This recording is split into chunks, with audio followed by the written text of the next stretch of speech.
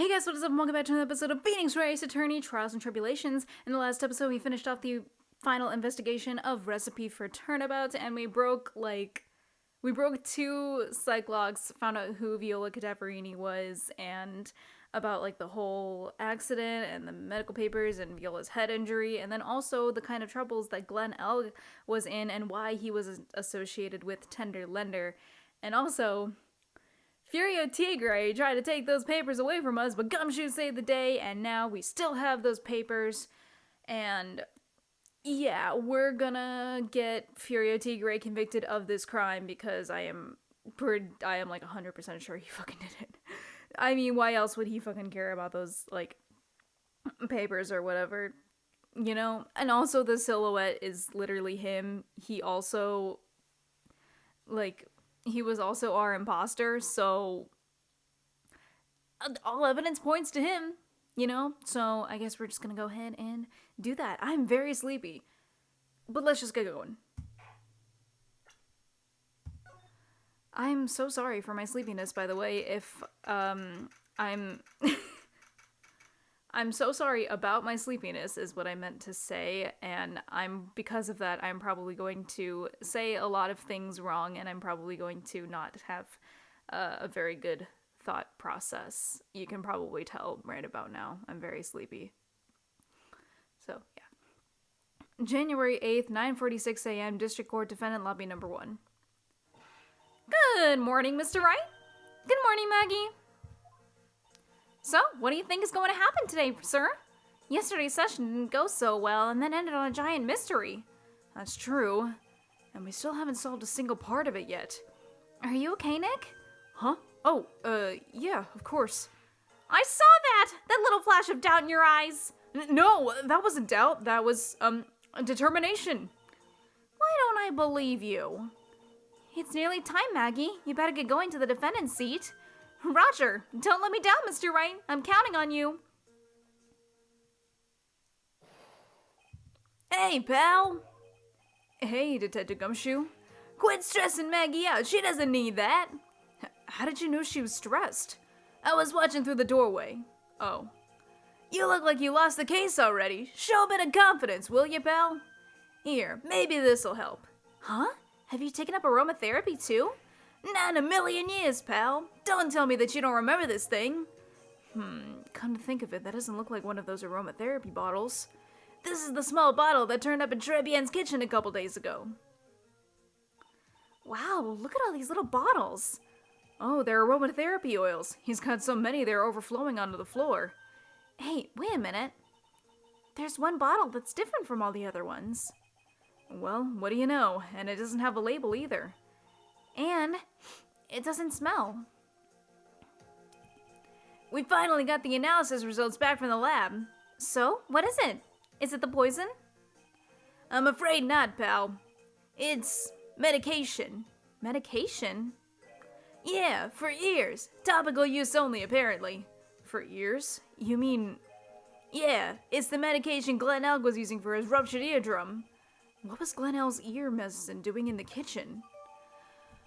Jean Armstrong obviously stole it. Stole it! Say words correctly, even though you're sleepy. Say words goddamn correctly. I'm so sleepy. Oh my god, my eyes. They want to rest so bad. But it's like the middle of the day. What about the unidentified fingerprints? Anything on that? Someone screwed up, so they only had time to analyze the contents of the bottle. Another hour and they might have gotten something on the prints, but... that's gonna weaken its impact as a piece of evidence.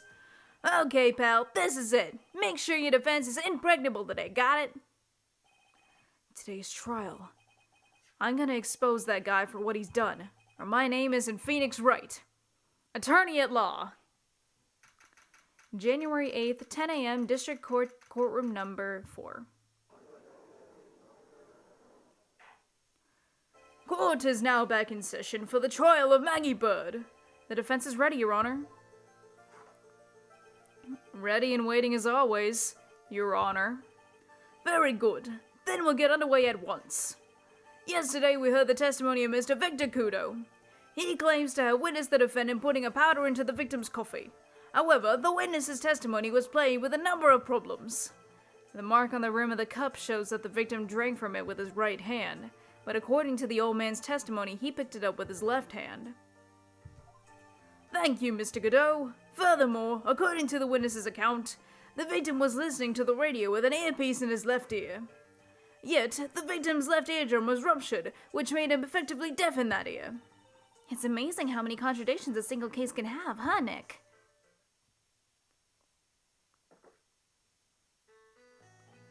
Ha! Allow me to enlighten you, Your Honor. The world, you see, keeps turning, and we must turn with it. You've lost me already, Mr. Godot. Don't let the mysteries of yesterday mystify you today. Only losers think like that. You've got to change with the times. That's one of my rules. Are you implying that you've resolved these contradictions? You know the answers to these riddles? The old guy wasn't just throwing seed in here. He was throwing us off the scent.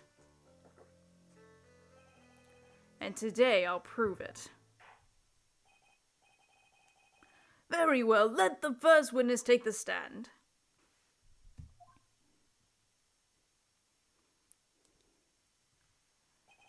And you are? Oh, bonjour everyone! I am Jean Armstrong, the owner and head chef of La Très Bien Restaurant. Enchanté. Forgive me for asking, witness, but are you a woman? Oh la la, monsieur! As you can see, I am la père imperky gentleman, no?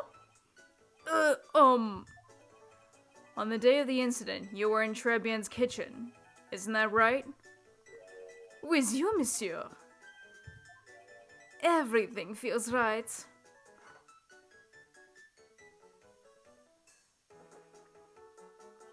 Ha! Wow, he's totally unfazed. Doesn't anything intimidate this guy? Very well. Your testimony, please, witness. Please tell the court what happened that day at Très Bien. Oui, volontiers.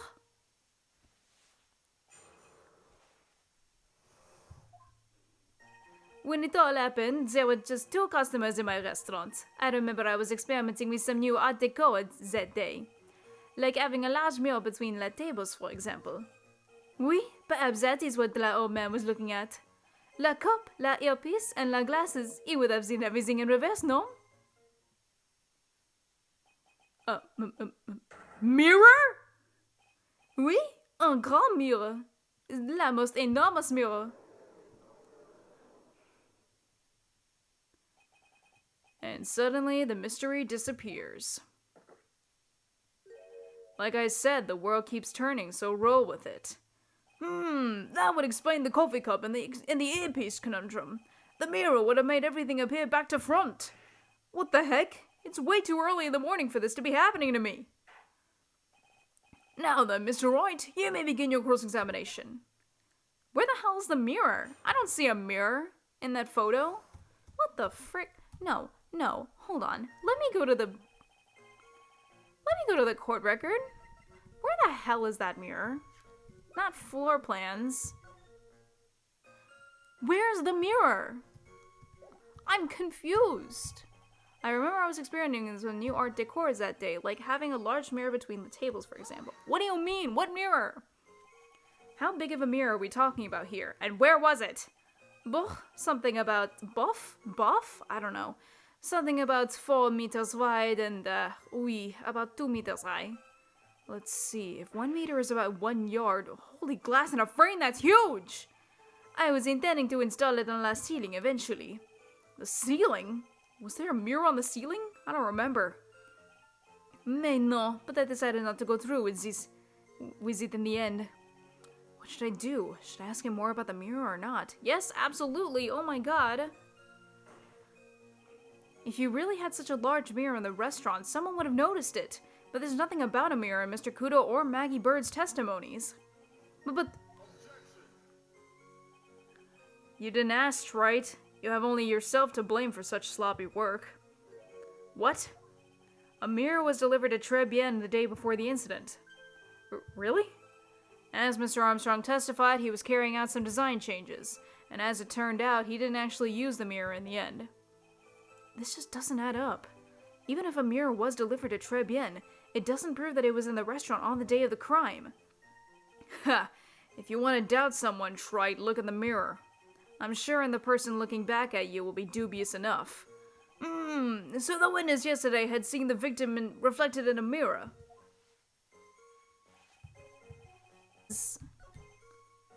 And the glasses.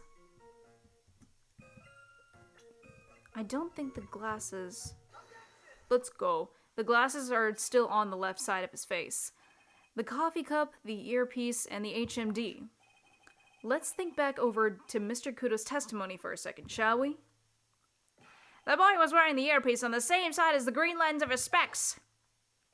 No question, you can lock me up if I'm wrong. It was his left ear, without a doubt. So, to summarize, we were told by both the HMD and the earpiece were on the victim's left side. Now, if Mr. Kudo saw all that as a reflection in a mirror, it means both the HMD and the earpiece were actually on the victim's right side. Exactement. You see, monsieur, now that you think about it, it is not so hard, no? Unfortunately, that's where we run into a monumental contradiction with the facts. If Mr. Kudo really did see everything in a mirror, why is it that the HMD is now on the wrong side of his head? Order! Mr. Wright is correct. If the witness genuinely observed the victim reflected in a mirror, then we would expect the victim's eyepiece to have been over his right eye. How bitter. Trite. You should have a taste of this bitterness. It'll calm you down in no time. Are we talking about your coffee, or something completely different? You don't understand the way the witness thinks. How he thinks? You remember this, I presume? The I broke the vase sorry apology Mr. Kudo's sworn testimony? Exactly. The old man has one very grievous habit, other than throwing seeds. The more of an impression something makes, the more muddled his mind makes it. And what's the most striking thing about Mr. Elg? Clearly, it's the victim's eyepiece. And that's my point. The old man strikes again. Mr. Elg's HMD made a big impression on the old man.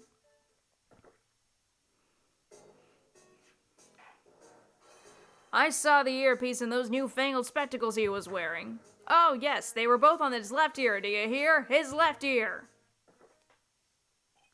Ha! Well, Wright. Ugh. That's the worst but best impression of Kudo ever. Wow, I really thought he was old city for a minute there. Kudo's good. I didn't even try to do an impression. Enough! I must agree that yesterday's witness was irresponsibly rash in much of his testimony. Bad luck, Nick. Looks like the boil of a contradiction you found is just a rash. A mirror can't be beaten by a handful of seeds, nor can it lie. So, what exactly was the old man looking at? Fill us in, Mr. Armstrong. Go on, tell the court, we're all ears. Oui, I can explain. Please, if you will look at la plans of la restaurant.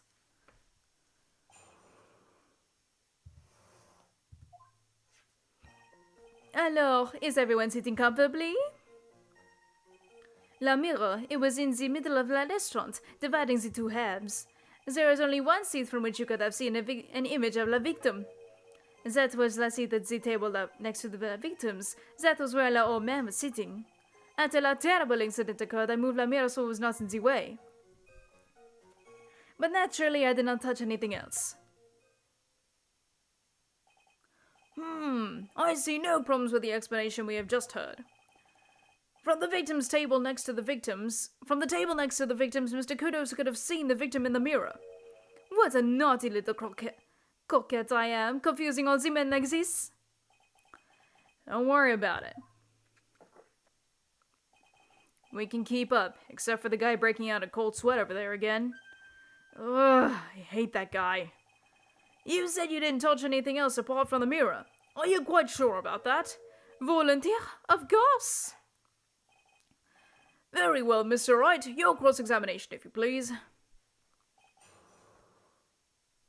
What? The mirror, it was in the middle of the restaurant, dividing the two halves. There was only one seat from which you could have seen an image of a victim. That was the seat.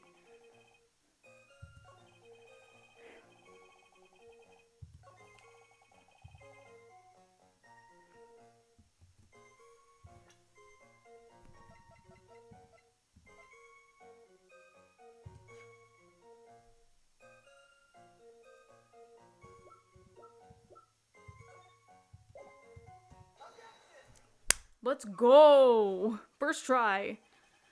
This piece of evidence contradicts with testimony we have heard, Your Honor. The crime photo? Yes, this photo clearly shows something that should not theoretically exist. What on earth do you mean by that, Mr. Wright? Should not exist? Sounds like you're describing yourself, trite. Shut up. Now then, if the defense would please clarify its statement. What is this something that should not exist in this photo? This?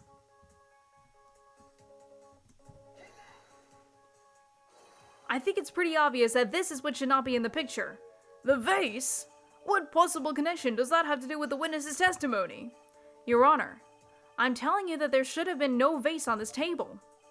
Because it very clearly contradicts with this piece of evidence.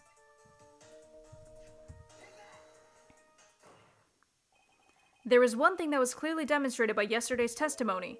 Mr. Kudo broke the vase that was on the table where he was sitting. And yet, as the court can see, there is an unbroken vase on the table next to the victim. Why? Because Mr. Kudo was not, in fact, sitting at the table next to the victim at all.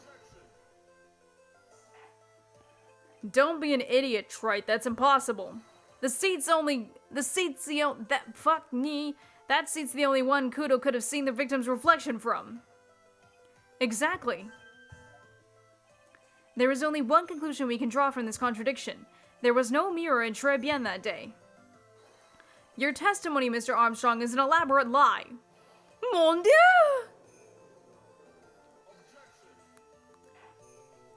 Don't try to confuse the court, trite. Obviously, the witness cleaned up the vase, while the police were taking their time getting to the crime scene. Unfortunately, Mr. Godot, that doesn't quite work for me. Mr. Armstrong already testified to the contrary, in his own words. I did not touch anything else except for the mirror. Well,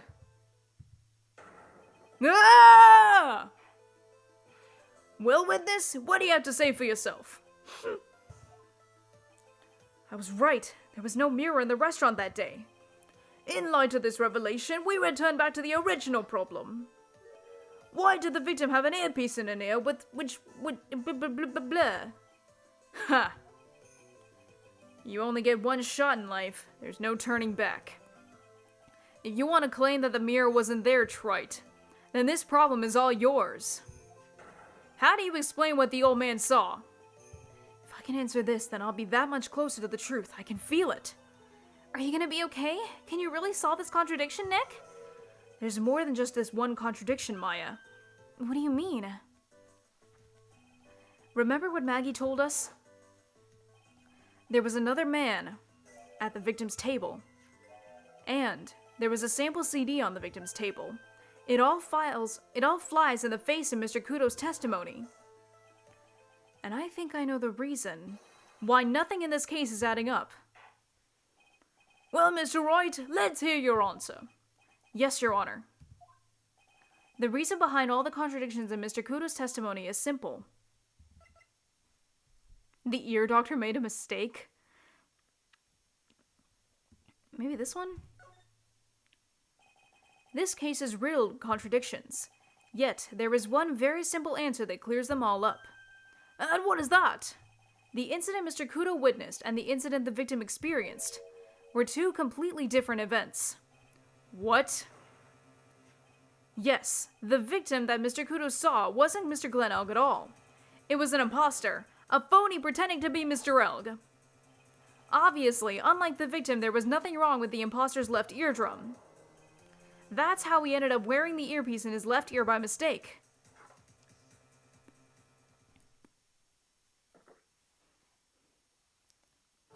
Phew! Order in the court! Settle down or I'll clear the courtroom! Quiet, Gramps. Why don't you clear out of here, huh? What did you say? What did he say? Yes. Someone pretended to be Glenn Elg and acted out the whole coffee poisoning. All for the express purpose of creating a witness out of one Mr. Victor Kudo. Get real, trite. Why would anyone want to do that? Isn't it obvious? The thing Mr. Kudo was most insistent about in his testimony was, a serving girl brought him a Javachino, but she put something in it. That's the serving girl, right there in the defendant's chair. I remember her well. It's so hard to believe, but... There was one, and only one reason to show Mr. Kudo this fake poisoning. To show Maggie Bird in the act of poisoning the coffee. Are you insinuating that the waitress in the old man's story was a fake as well? It's true that there were no other customers in the area at the time, but... It's also true that the chef was there. He would have noticed what was happening. That's right. Well, witness, if your restaurant really was the scene of such theatrics, you would have known about it, correct? Oh la la, this is most difficult for me. No, it's quite simple. All you have to do is testify. You are under oath, after all. Was there, in fact, a phony at Très Bien that day? The defense demands that Mr. Armstrong tell the whole truth about what happened. The defense's request for additional testimony is accepted. You will accurately explain in detail the events in the restaurant that day. Oui.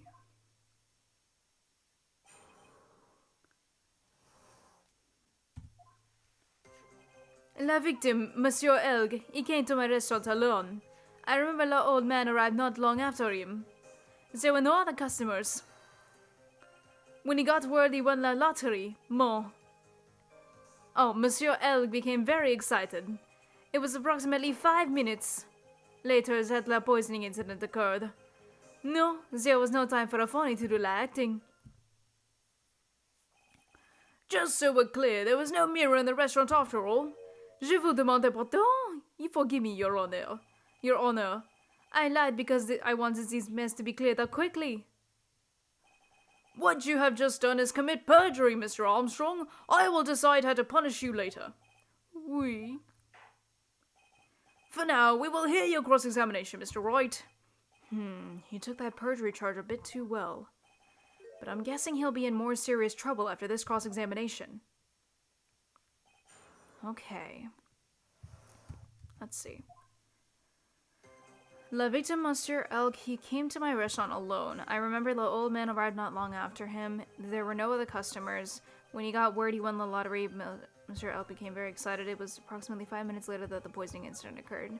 No, there was no time for a phony to do the acting.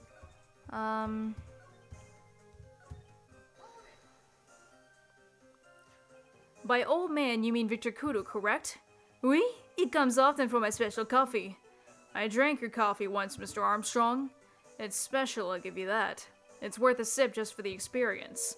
Oh, you make me so happy, monsieur! You are most welcome anytime. I said it was worth one sip and nothing more. So old Mr. Kudo arrived at the restaurant around the same time as the victim. Maybe I should ask about his arrival in more detail.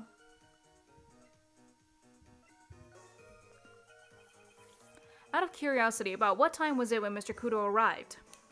Oh no, I cannot remember, monsieur. I believe we were told by a witness yesterday. The crime was reported at 2:25 by kind of a scary old man, sir. Does that perhaps jog your memory, witness? The incident happened about 20 minutes after he arrived. So the victim must have arrived between 2 p.m. and 2:10 p.m., no? Just after 2, huh? Thank you for your help in jogging my memory, monsieur. You are wonderful. Ha ha ha! I can't sit here all the time and do nothing now, can I? The time of the day will be added to the witness's testimony. Oui, monsieur judge. Everything I do it for you. Merci bien. That's French, isn't it? Ha ha ha! I'm glad at least one person is in a good mood. He's even humming a song to himself. Wait.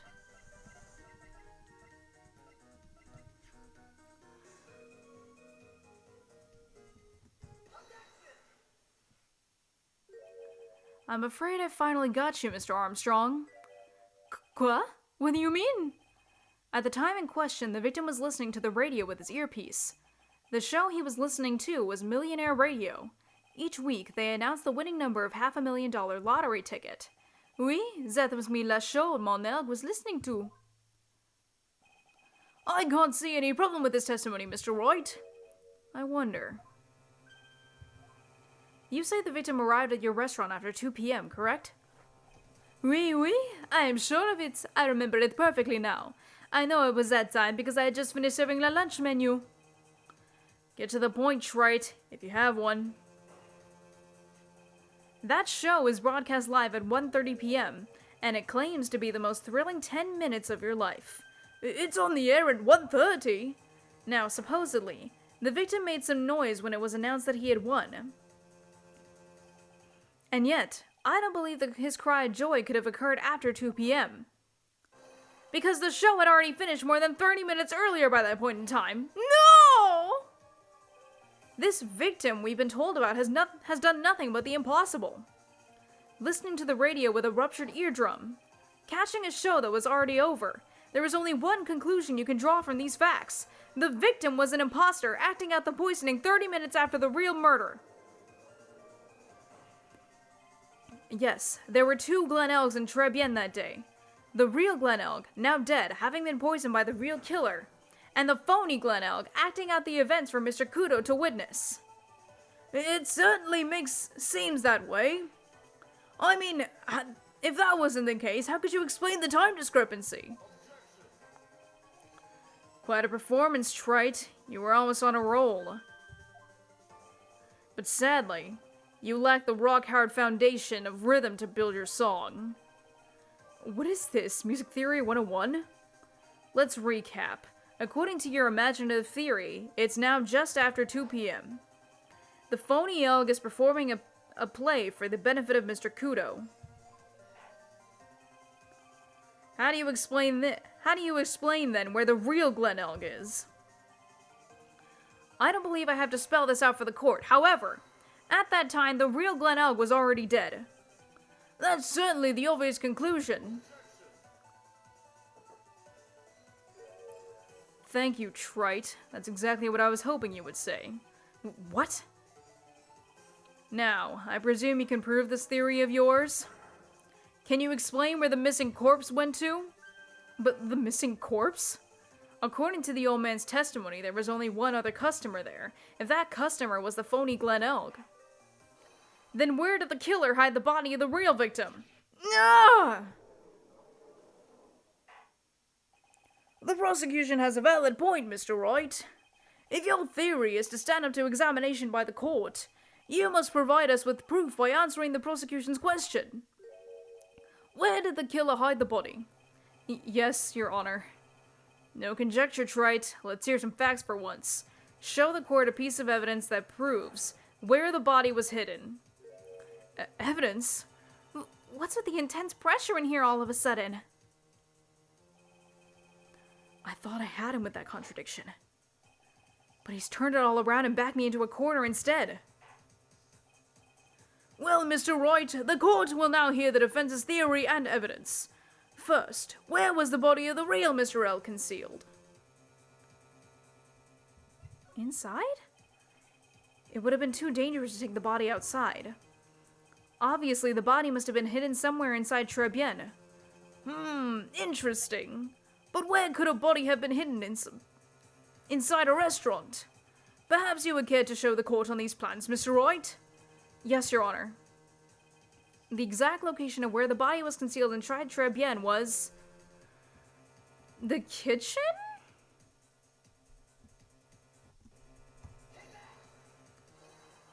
The body was hidden here. I see. Nice supposition. But the real question is, can you back it up? Where's the evidence that proves the body was hidden in that location? Could it be the ear medicine?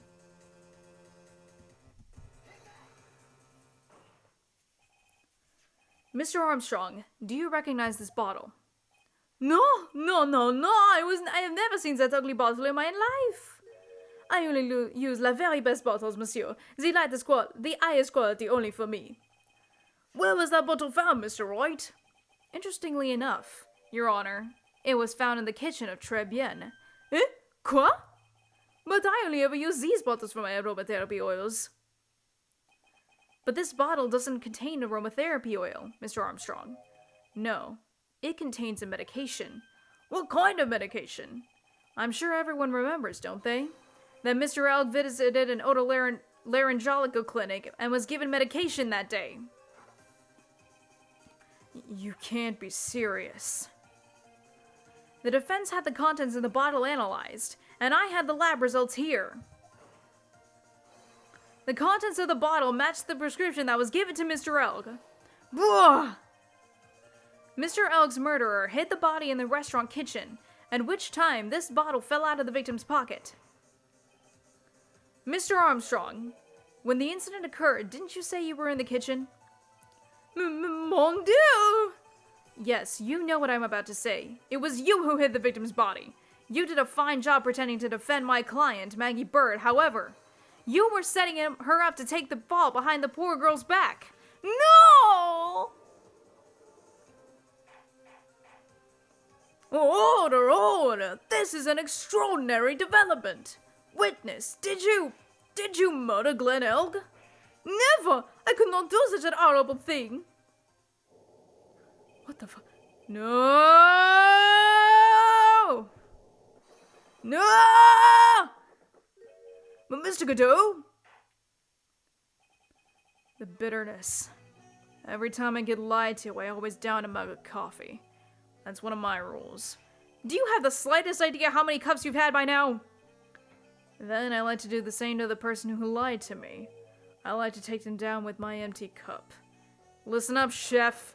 How about a brand new flavor in your ear, my H-deficient friend? Je vous demande pardon. You must hear me out. It is a trap. Listen to me. Por favor. Yo hablo español, Mr. Armstrong, and por favor is Spanish. I'm only gonna ask you once. Did you do it? No! Absolutely no! Let's hear it. You got one shot. Right, Gramps? Witness, the court will permit you the chance to make one final statement. If you lie under oath again, Mr. Godot's coffee mug awaits you, as does my gavel. Oui, it is clear. What do they always say in the movies? I've got a bad feeling about this. Very well. Begin your final testimony, Mr. Armstrong.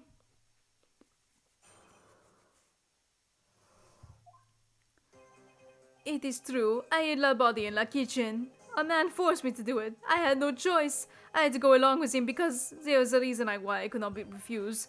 But I did not kill him. I swear it. You must believe me. You were forced? By who? I cannot say, or I will be erased. Let's try a different question then. When Mr. Elg died, was he really the only person at his table? There was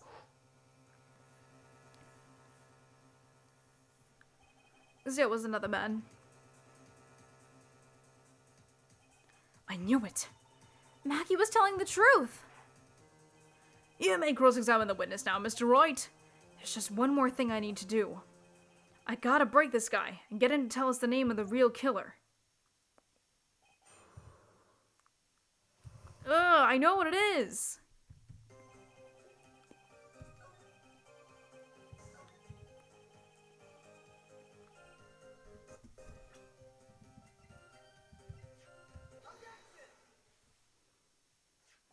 You have $500,000 debt, don't you? $500,000? Is this true, Mr. Armstrong? Oui, je suis désolé. I was weak and I borrowed la money. This is Mr. Armstrong's Achilles heel. I don't know. And that's why you couldn't refuse anything asked of you by this man.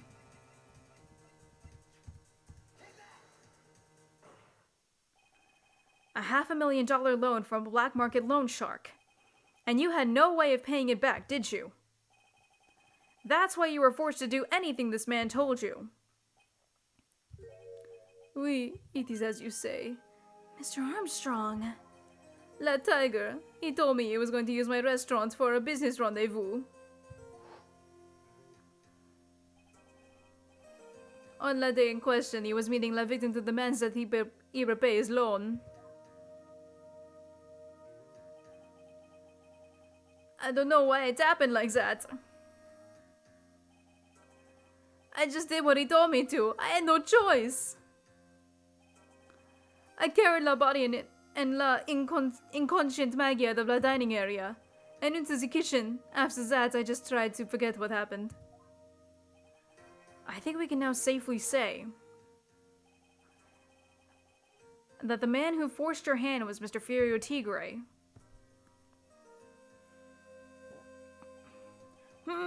I do have one further question for you, Mr. Armstrong. The poison and the lottery ticket were recovered from the defendant's apron pocket. Was that your doing as well? No, I knew nothing about that. Making it look like it was Maggie who had done it, I was not. It is despicable! Mr. Godot, you will summon this Furio Tigre as a witness. I doubt that can be arranged today, so we will adjourn for now. Proceedings will continue tomorrow.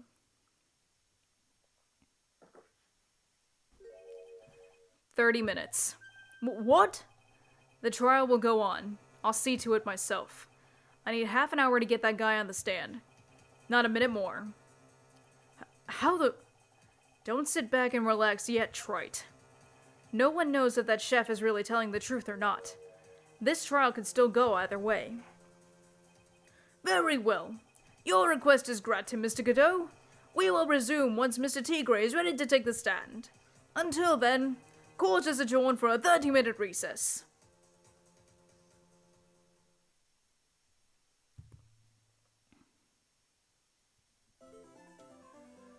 Alright, let's get Furio Tigre on the stand and let's convict him of murder!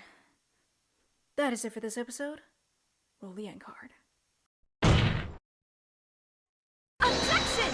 You haven't hit like and subscribe yet! Hold it! You forgot to ring the bell to get notified whenever I upload! Take that! Click here to watch more of my videos! Thank you guys so much for watching, and